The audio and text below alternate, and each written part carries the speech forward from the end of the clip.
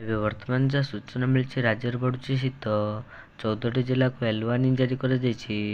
ଯଦି ଆପଣମାନଙ୍କ ଅଞ୍ଚଳର ପାଣିପାଗର ସଠିକ୍ ସୂଚନା ପାଇବାକୁ ଚାହୁଁଛନ୍ତି, ତେବେ ଭିଡ଼ିଓଟିକୁ ଶେଷ ପର୍ଯ୍ୟନ୍ତ ଦେଖନ୍ତୁ। ଏଥିସହିତ ଚ୍ୟାନେଲରେ ନୂଆ କରି ଆସିଥିଲେ ସବସ୍କ୍ରାଇବ୍ କରନ୍ତୁ। ଏବେ ଯାହା ସୂଚନା ମିଳିଛି, ରାଜ୍ୟରେ ଶୀତ ଲହରୀ ଜାରି। 24 ଘଣ୍ଟା ମଧ୍ୟରେ 4ଟି ସ୍ଥାନରେ ଘନ କୁହୁଡ଼ି ଦୃଶ୍ୟମାନ ହୋଇଛି। ଦୃଶ୍ୟମାନ ଦୂରତା 50ରୁ 200 ମିଟର ରହିଛି।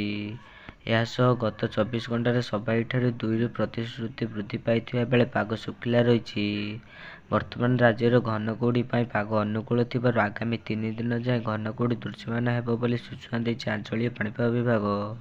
ଏଥିସହିତ ରାଜ୍ୟର ବିଭିନ୍ନ ଜିଲ୍ଲାକୁ 4 ଦିନ ଯାଏଁ ୟେଲୋ ୱାର୍ଣ୍ଣିଂ ଜାରି କରିଛି ପାଣିପାଗ ବିଭାଗ।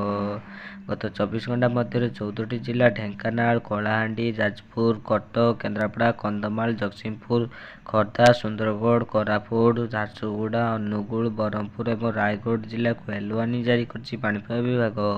ସକାଳ ସମୟରେ ଘନ କୁହୁଡ଼ି ମାତ୍ରା ଅଧିକ ଥିବାରୁ ଏହି ସମୟରେ ଯାନବାହନ ଚଳାଇବା ଅସୁବିଧା ହେଉଛି। ତେବେ ଆସନ୍ତାକାଲି ଘନ କୁହୁଡ଼ି ନେଇ ରାଜ୍ୟର 19 ଜିଲ୍ଲାକୁ ୟେଲୋ ୱାର୍ଣ୍ଣିଂ ଜାରି କରିଛି ପାଣିପାଗ ବିଭାଗ। 24 ଘଣ୍ଟାରେ ଦାରିଙ୍ଗବାଡ଼ି, ଫୁଲବାଣୀ, ଉଦୟଗିରି ଓ କୋରାପୁଟରେ 10 ଡିଗ୍ରୀ ତାପମାତ୍ରା ରେକର୍ଡ ହୋଇଛି। ପାଣିପାଗର ଏମିତି ସଠିକ୍ ସୂଚନା ପାଇବାକୁ ଚାହୁଁଥିଲେ ଆମ ଚ୍ୟାନେଲକୁ ସବସ୍କ୍ରାଇବ୍ କରନ୍ତୁ।